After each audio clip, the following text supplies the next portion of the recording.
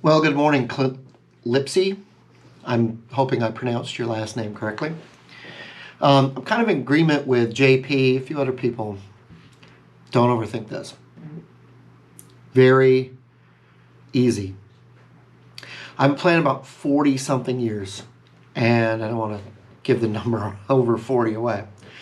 Actually, 50-something years. But anyway, and one of the things that you should know is, I've been that person. I had budget instruments, I've had good instruments, I've gone for a lot of instruments, a few instruments. I played various brands, Paul Reed Smith, Schecter, Rickenbacker, you name it, Gibson Fender, Squier, Epiphone. I can go on for days. Even back in the days of the Sears catalog ones. So what have I learned that I can pass on to you? It's simple. Don't overthink it. Play the ones you have. Be good at the ones you have. I went from 38 guitars down to just over 10. I have 10 in this room. There. I can get out of the way. You can see most of them. I have 12-string, 6-string acoustic. I have several electrics. All of my electrics, with the exception of 2, are what one would consider high-end. And the 2 that I have that are low-end aren't exactly low-end. Not with the amount of money I put into them and I'm putting into them. But here's what I learned, like I said, is that you have to get good at them. And to get good, as we say in gaming industry, get good, is to take the time to really, really learn the job. If you're in World of Warcraft, you're learning to be a good tank, or DPS, damage per second. And if you're a auto mechanic, you get really good at engines, or you get really good at transmissions. When you're a guitarist, you get really good at playing the guitar. So whether you're a Gibson person or a Fender person, I think I've got a Fender right there, you can see it, my Ultra. It's all about playing it.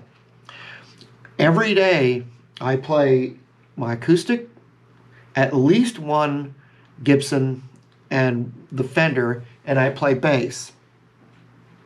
There's my Aerodyne. It's black, so it's hard to see over there next to the Game of Thrones poster. And it allows me to keep my chops up on all of them. But I don't recommend that to a beginner. I recommend to a beginner, learn the one thing. It's like when you're running track. In the beginning, you run your track. And then you run other tracks, an ash track, an asphalt track, at different types of things where you can wear cleats or not wear cleats. If you're gaming, learning to use a keyboard, learning to use a controller. And if you're a guitarist, learning a Fender scale, learning the Gibson scale. Believe it or not, scale is going to throw you off more than nut width after time. You'll find a nut width you like that's within a few millimeters, and you'll go in that small amount. If you're worried about the nut width, you're missing the entire neck, because the only place you're grabbing is here. There's a whole 20 plus frets, unless you're playing a parlor acoustic where it's only got 14 frets.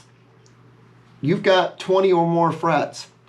Worry about those. Worry about the shoulder. Worry about the feel.